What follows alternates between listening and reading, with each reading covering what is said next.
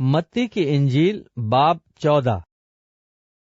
उस वक्त चौथाई मुल्क के हाकिम हेरोदेस ने यीशु की शोहरत सुनी और अपने खादिमों से कहा, ये यूहन्ना बपतिस्मा देने वाला है, वो मुर्दों में से जी उठा है, इसलिए उससे ये मौजे जाहिर होते हैं। क्योंकि हेरोदेस ने अपने भाई फिलिपुस की बीवी हेरोदियास के सबब से यूहन्ना को पकड़कर बांधा और कैद खाने में डाल दिया था, क्योंकि यूहन्ना ने उससे कहा था, इसका रखना तुझे रवा नहीं।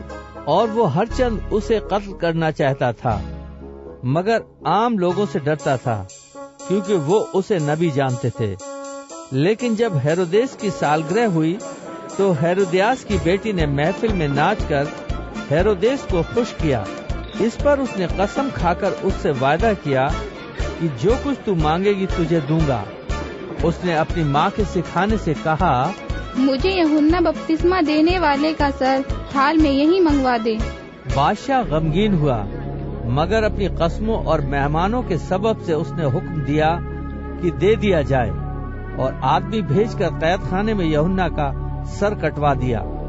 और उसका सर थाल में लाया गया और लड़की को दिया गया, और वो उसे अपनी माँ के पास ले गई।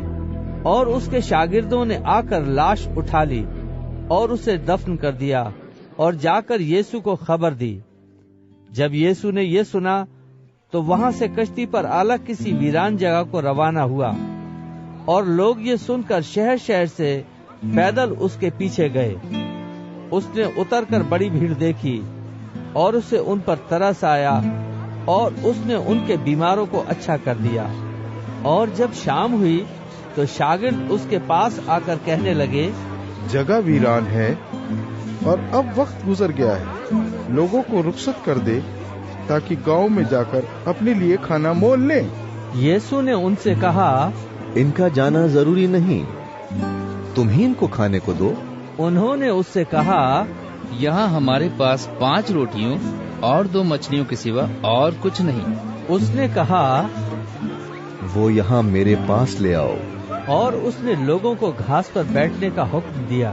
फिर उसने वो 5 रोटियां और 2 मछलियां ली और आसमान की तरफ देखकर बरकत दी, और रोटियां तोड़कर शागिर्दों को दी, और शागिर्दों ने लोगों को। और सब खाकर सेर हो गए, और उन्होंने बचे हुए टुकड़ों से भरी हुई 12 टोकरियां उठाई।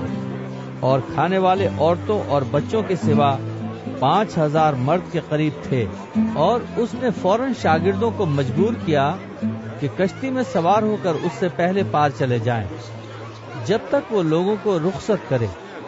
और लोगों को रुखसत करके तन्हा दुआ करने के लिए पहाड़ पर चढ़ गया। और जब शाम हुई तो वहां अकेला था, मगर कश्ती उस वक्त झील के बीच में थी और लहरों से डगमगा रही थी, क्योंकि हवा मुखालिफ थी। और वो रात के चौथे पहर झील पर चलता हुआ उनके पास आया। शागिर्द उसे झील पर चलता हुआ देखकर घबरा गए और कहने लगे, भूत है, और डरकर चिल्ला उठे।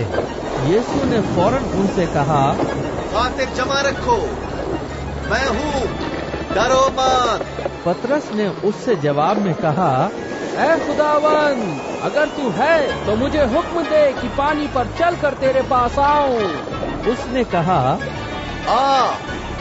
पतरस कश्ती से उतरकर यीशु के पास जाने के लिए पानी पर चलने लगा, मगर जब हवा देखी तो डर गया, और जब डूबने लगा तो चिल्लाकर कहा, ऐ खुदावन, मुझे बचा।